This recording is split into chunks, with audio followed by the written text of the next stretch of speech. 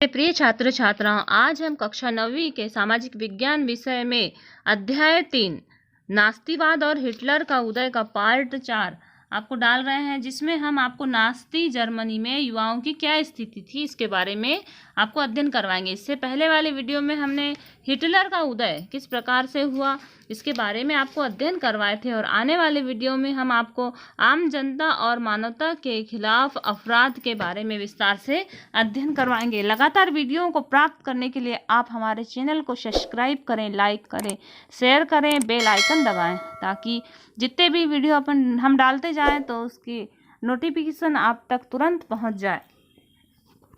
नास्ती जर्मनी में युवाओं की क्या स्थिति थी। युवाओं हमने देखे थे कि हिटलर एक तानाशाह था, और हिटलर को यहूदी बिल्कुल पसंद नहीं थे, और वो यहूदियों के साथ में अत्यधिक बुरा व्यवहार किया करता था और लास्ट में उनको मरवा दिया करता था। देखिए नास्ती जर्मनी में युवाओं की क्या स्थिति थी।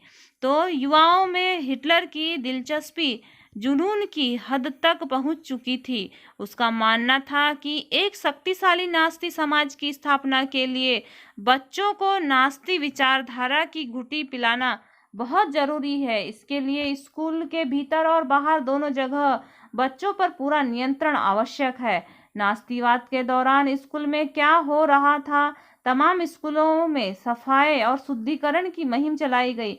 जब नास्तिवाद का प्रारंभ हुआ तो सभी स्कूलों के शुद्धिकरण की मुहिम चलाई गई। राजनैतिक रूप से अविश्वसनीय दिखाई देने वाले शिक्षकों को पहले नौकरी से हटाया गया। ऐसा जैसे कोई शिक्षक अविश्वसनीय दिखाई दे रहा है तो उसे पहले नौकरी से हटाया जाता और बाद में उसे मौत के मुंह उतार दिया जाता। बच्चों को अलग अलग बिठाया जाने लगा। जर्मन और यहूदी बच्चों को एक साथ न तो बिठाया जाता और न ही उन्हें साथ में खेलकूद भी नहीं करते थे जो जर्मनी और यहूदी बच्चे थे। बाद में अवांछित बच्चों को यानी यहूदी जिप्सियों के बच्चों और विकलांग बच्चों को स्कूलों से निकाल दिया जाता। 40 के दशक में तो उन्हें गैस चैम्बर में झोंक दिया जाता। अच्छे जर्मन बच्चों को नास्ती शिक्षा प्रक्रिया से गुजरना पड़ता था। यह विचारधारात्मक प्रशिक्षण की एक लंबी प्रक्रिया थी। स्कूली पाठ्यक्रमों को नए सिरे से लिखा गया और नस्ल के बारे में प्रचारित नास्ती विचारकों को शहीद ठहराने के लिए नस्ल विज्ञान के नाम से एक नया विषय पाठ्यक्रम में शामिल किया गया। और गणित की कक्षाओं में भी यहूदियों को एक खास छवि गढ़ने की कोशिश की जाती थी। बच्चों को सिखाया गया कि वे वफादार और आज्ञाकारी बने। यहूदियों से नफरत और हिटलर की तो बच्चों को क्या सिखाया गया कि यहूदियों से नफरत और हिटलर की पूजा करें। खेल कूद के जरिए भी बच्चों में हिंसा और आक्रामक की भावना पैदा की गई। हिटलर का मानना था कि मुक्केबाजी का प्रशिक्षण बच्चों को फौलादी दिल वाला, ताकतवर और मर्दाना बना सकता है। जर्मन बच्चे और युवाओं को राष्ट्रीय समाजवाद की भावना से लैस करने की जिम्मेदारी युवा संगठनों को सौंपी गई। 10 साल की उम्र के बच्चों को युंगफोग में दाखिल कर दिया गया और 14 साल की उम्र वाले सभी बच्चों को नास्तियों के युवा संगठन और हिटलर युद्ध की सदस्यता देनी पड़ती थी। इस संगठन में वे युद्ध की उपासना और आक्रामकता और हिंसा, लोकतंत्र की निंदा, यहूदी, कम्युनिस्टों और जिप्सियों और अन्य अवांछितों से घृणा का सबक सिखाया जाता था। और गहन विचारधारात्मक और शारीरिक प्रशिक्षण के बाद लगभग 18 साल की उम्र में वे लेबर सर्विस श्रम सेवा में शामिल हो जाते थे। उसके बाद उन्हें सेना में काम करना पड़ता था, किसी नास्ती संगठन की सदस्यता लेनी पड़ती थी। से हिटलर की शिक्षा पद्धति थी। युंगफो मतलब ये होता है 14 साल की उम्र से कम वाले बच्चों को नास्ती युवा संगठन में शामिल करवाया जाता था। इसी प्रकार से हम देखते हैं नास्ती यूथ लीग का गठन 1922 में हुआ। 4 साल बाद उसे हिटलर युद्ध का नया नाम दिया गया 1933 तक आते आते इस संगठन में 12.5 लाख से ज़्यादा बच्चे थे। युवा आंदोलनों में नास्तिवाद के तहत एकजुट करने के लिए बाकी सभी युवा संगठनों को पहले भंग कर दिया गया और बाद में उन पर प्रतिबंध लगा दिया गया। अब हम देखते हैं कि नास्तिवाद में माताओं को क्या स्थान दिया गया था। तो मातृत्व की नास्ती सोच, यह माताओं के प्रति हिटलर की क्या सोच थी। तो नास्ती जर्मन में प्रत्येक बच्चे को बार बार यह बताया जाता था कि औरतें बुनियादी तौर पर मर्दों से भिन्न होती हैं। उन्हें समझाया गया था कि औरत मर्द के लिए समान अधिकारों का संघर्ष गलत है, यह समाज को नष्ट कर देगी। इसी आधार पर लड़कों को आक्रामक, मर्दाना और पत्थर दिल होना सिखाया जाता था। मतलब और पुरुषों को आक्रामक और मर्दाना और पत्थर दिल होना सिखाया जाता था। लड़कियों को यह कहा जाता था कि उनका फर्ज एक अच्छी माँ बनना है। तो मतलब महिलाओं की ये स्थिति थी, एक अच्छी माँ बनना है, शुद्ध आर्य रक्त वाले बच्चे को जन्म देना है और उसका पालन पोषण करना है, नस्ल की शुद्धता बनाए रखने और यहूदियों से दूर रहने, घर संभालने और बच्चों को नास्ती मूल्य मान्यताओं की शिक्षा देने का दायित्व उन्हें भी सौंपा गया था। आर्य संस्कृति और नस्ल की ध्वजवाहक वही होती थी। तो आर्य समाज को संभालने वाली माताएं ही होती थी या महिलाएं होती थी। 1933 में हिटलर ने कहा था, मेरे राज्य को सबसे महत्वपूर्ण नागरिक माँ है। तो मेरे राज्य की जो सबसे महत्वपूर्ण कौन है, तो वो है माँ। लेकिन नास्ती जर्मनी में सारी माताओं के साथ भी एक जैसा बर्ताव नहीं होता था और अवांछित बच्चे को जन्म देने वाली माता को दंडित किया जाता था, जबकि नस्ली तौर पर वांछित देखने वाले बच्चों को जन्म देने वाली माताओं को इनाम दिया जाता था। ऐसी माताओं को अस्पताल में विशेष सुविधाएं दी जाती थी। जो उच्च किस्म के बच्चे या वांछित बच्चों को जन्म देती थी, उन माताओं को इनाम भी दिया जाता था। और ऐसी माताओं के लिए दुकानों में सामान खरीदने पर भी छूट रहा करती थी। थिएटर और रेलगाड़ी की टिकट उन्हें सस्ते में मिलती थी। हिटलर ने खूब सारे बच्चों को जन्म देने वाली माताओं के लिए वैसे ही तमगे देने का इंतजाम किया था। जिस तरह तमगे सिपाहियों को दिए जाते थे, वैसे ही माताओं को भी तमगे दिए जाते थे। 4 बच्चे पैदा करने वाली माँ को कांसे का और 6 बच्चे वाली माँ को चांदी का और 8 बच्चे वाली माँ को सोने के तमगे दिया करते थे। तो हिटलर के द्वारा ये माताओं के लिए बनाई गई प्रक्रिया थी।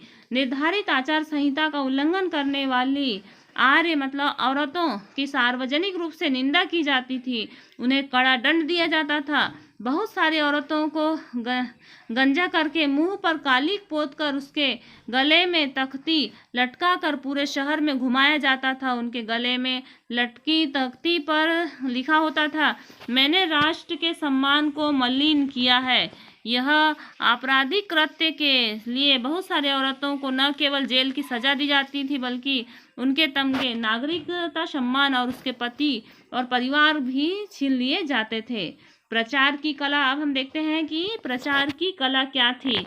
तो नास्ती शासन ने भाषा और मीडिया का बड़ी होशियारी से इस्तेमाल किया, उनका जबरदस्त फायदा उठाया। उन्होंने अपने तौर तरीकों को बयान करने के लिए जो शब्द ईजाद किए थे, वे न केवल भ्रामक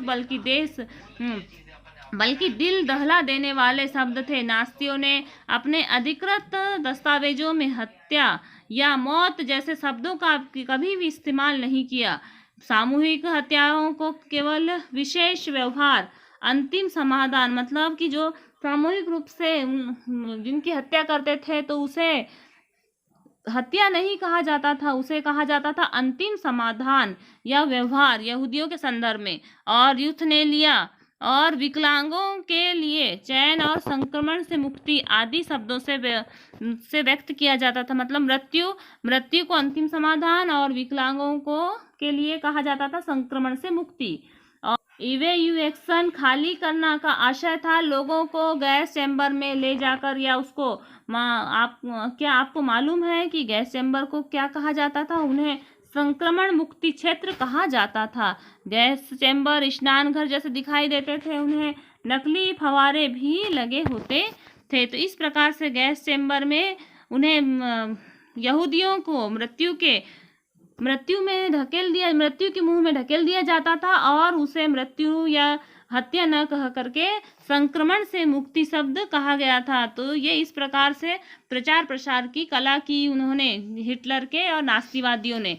शासन के लिए समर्थन हासिल करने वाले नास्ती विश्व दृष्टिकोण को फैलाने के लिए मीडिया का बहुत सोच समझकर इस्तेमाल किया जाता था। नास्ती विचारों को फैलाने के लिए तस्वीर, फिल्म और रेडियो और पोस्टरों, आकर्षक नारों और इश्तहारी पर्चों का खूब सहारा लिया गया। पोस्टरों में जर्मनों के दुश्मन को रटी रटाई छवियां दिखाई जाती थी, उनका मजाक उड़ाया जाता था, उन्हें अपमानित किया जाता था, उन्हें शैतान के रूप में पेश किया जाता था और समाजवादियों और उदारवादियों को कमजोर और पथभ्रष्ट राजतत्वों के रूप में प्रस्तुत किया जाता था। उन्हें विदेशी एजेंडे कहकर बदनाम किया जाता था। प्रचार फिल्मों में यहूदियों के प्रति नफरत फैलाने पर जोर दिया गया और द एटर्नल यू यानी अक्षर यहूदी इस सूची को सबसे कुख्यात फिल्म थी। परंपरा प्रिय यहूदियों को खास तरह की छवियों में पेश किया जाता था। उन्हें दाढ़ी बढ़ाए और काफ्तान चोला पहने दिखाई दिया जाता था, जबकि वास्तव में जर्मन यहूदियों और बाकी जर्मनों के बीच कोई फर्क करना असंभव था, क्योंकि दोनों समुदाय एक दूसरे में काफी घुले मिले थे। उन्हें केचुआ और चूहा और कीड़ा जैसे शब्दों से संबोधित किया जाता था। जर्मनियों को यहूदी और बाकी जर्मनियों के बीच बहुत ज्यादा फर्क किया जाता था और उनकी चाल ढाल की तुलना कुतरने वाले छछूंदर जीवों से की जाती थी। नास्तिवादियों ने लोगों के दिलो दिमाग पर गहरा असर डाला, उनकी भावनाओं को भड़का कर उन्हें गुस्से और नफरत को अवांछित कर दिया। यहूदियों के साथ अत्यधिक मात्रा में अत्याचार करके उन्हें बहुत ज़्यादा उनके दिलो दिमाग में नफरत की भावना पैदा कर दी। इसी अभियान से नास्तिवाद का सामाजिक आधार पैदा हुआ। नास्तियों ने आबादी के सभी हिस्सों को आकर्षित करने के लिए प्रयास किए। पूरे समाज को अपने तरफ आकर्षित करने के लिए उन्होंने लोगों को इस बात का एहसास कराया कि उनकी समस्याओं को सिर्फ नास्ती ही हल कर सकते हैं। मतलब कि जो जर्मन व्यक्तियों को यही आभास दिलाया कि उनकी जितनी समस्याएं हैं उनका हल सिर्फ नास्तिवादी ही कर सकते हैं। और उन्होंने आर्य समाज का या आर्यों का अत्यधिक मात्रा में विकास किया और यहूदियों को